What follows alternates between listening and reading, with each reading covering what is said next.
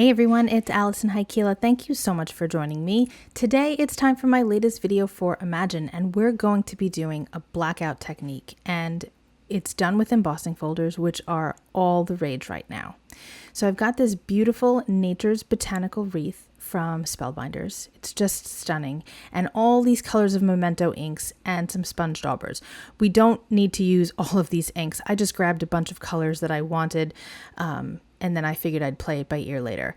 I've got some Strathmore Smooth Bristol cardstock, and this is just a little frame that my son made me on our 3D printer so that I can isolate different areas of whatever I'm working with to kind of decide where I want to trim things down or apply them, etc. So I've got some water, and I'm just spritzing the back of my Bristol cardstock a little bit, and I'm going to just place it right into the folder where I decided I liked it best.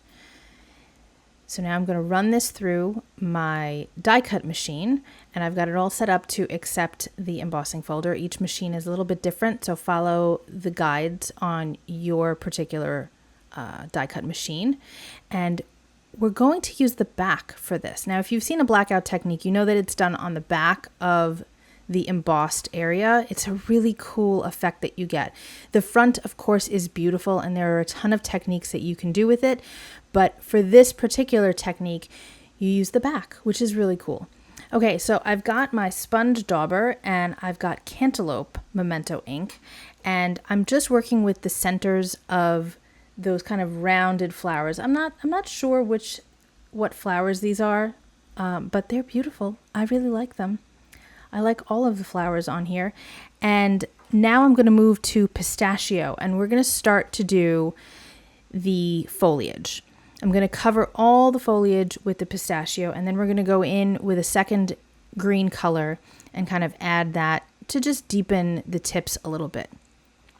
You can see it's really easy to apply this color to the Bristol cardstock, and using the sponge daubers make it really simple as well. Even though they're kind of large sponges, you can still kind of get them to apply in small areas. And don't worry about going past the flowers or the foliage or anything onto the rest of the cardstock. We're going to wind up hiding that later, and it actually creates kind of a cool halo at the end. I'm using the same green sponge dauber, and now we have Olive Grove Memento ink, and I'm just doing a little bit. And it's not even going to look like too much at the moment because it's kind of a mess right now, but once we get all of our colors laid out and we apply our ink color on top, it's going to really stand out nicely. So now I have Sweet Plum and Elderberry. These colors are so pretty. They're some of my favorites, especially that Elderberry. But the Sweet Plum with the Cantaloupe is really very striking. Purple and yellow are opposite each other on the color wheel, so they really make each other pop. So I really like to use them together, especially with flowers. So I'm still applying the color in the same way, just using that dauber on my finger and getting that color into as many of the creases as possible. And again, if you go past those edges, not a big deal. Don't worry about it. We're going to hide it later. Isn't that pretty so far? I love that.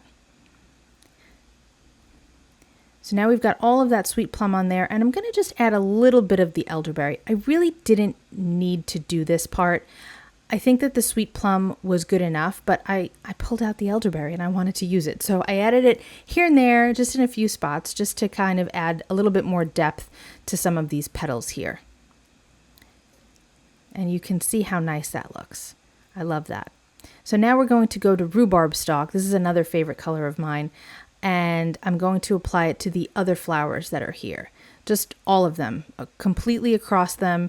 And then we're going to go in with a little bit more of, I believe, the Cantaloupe and kind of touch things up a bit. And for this, because of the way these petals are, I'm kind of applying the color in kind of a streaky motion instead of pouncing it too much. I'm doing a little pouncing, but I'm kind of rubbing the sponge back and forth a little bit too. And you could see there, I just kind of went onto one of the leaves a little bit too much. So I grabbed some more Olive Grove and just touched it up a little bit. So it's easy to do that. But this is kind of a technique that doesn't need to be perfect and absolutely neat. You can be a little bit messy with it, so don't go too crazy. I grabbed the Cantaloupe ink again to kind of work in the centers of those rhubarb stalk flowers, but I wasn't really loving it. It wasn't showing up quite enough. So then I took Tangelo and started to apply that. It doesn't make a huge difference, but layering dye-based inks of any kind will help to add depth to the color. So I just applied the Tangelo a couple of times and it kind of increased the punch that it was giving. So now my issue is that there are those really deep impressions of those kind of seed areas of these flowers, and I couldn't get in there with the ink. So I grabbed my Cantaloupe, Memento marker and filled in all of those white spaces, and it made a huge, huge difference. So now we're going to do the scary part. Take a deep breath, you guys, but you can do it, I promise. Very, very lightly, you want to take your VersaFine Clair. I'm using Pinecone today because it has kind of a reddish undertone to this brown, which I thought worked really well with these already fallish looking colors. And I'm very, very lightly rubbing this across the top of the entire panel. I'm doing the really flat areas first, and then I'm kind of going in and hitting where the floral areas are. And you can see that it's darkening some of the dimension that's on those petals and the foliage and all of that. And that's exactly what we want. We want to kind of deepen that a little bit. You don't want to just use the edges, but the corners too. You can see I'm pointing there. Use those corners to kind of help you get those details really highlighted. These pads are very sturdy, and it's really helpful to have a sturdy pad when you're doing this technique. Look at how cool that looks. And again, you can kind of see a halo of color, but I don't mind that at all. I think it looks great. So I have the thanks enclosed sentiments from Spellbinders. You can see that we're going to be cutting out the thanks for everything. I have that there. Plus I have some purple and yellow cardstock. I thought that would look really nice with what we've already got going. I saved you the pain of watching me glue all of this together. Not that it was painful, but you know, it's time consuming. And I'm just arranging this onto my card panel now. Now I have on point glue with me on hand, and I'm going to adhere these down. I'm going to just say one thing. Disclaimer, do not try to adhere these with on point glue when your panel is still damp, okay? VersaFine Clair is a pigment ink, which means it takes longer to dry so that you have the ability to emboss with it if you choose to. On point glue does not like sticking to anything damp. So if you're going to use on point, make sure everything is super duper dry, or use a different type of adhesive.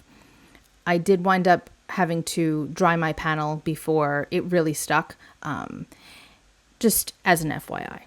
So now I'm going to use Pistachio ink to go around my card base because I like having a little extra pop of color.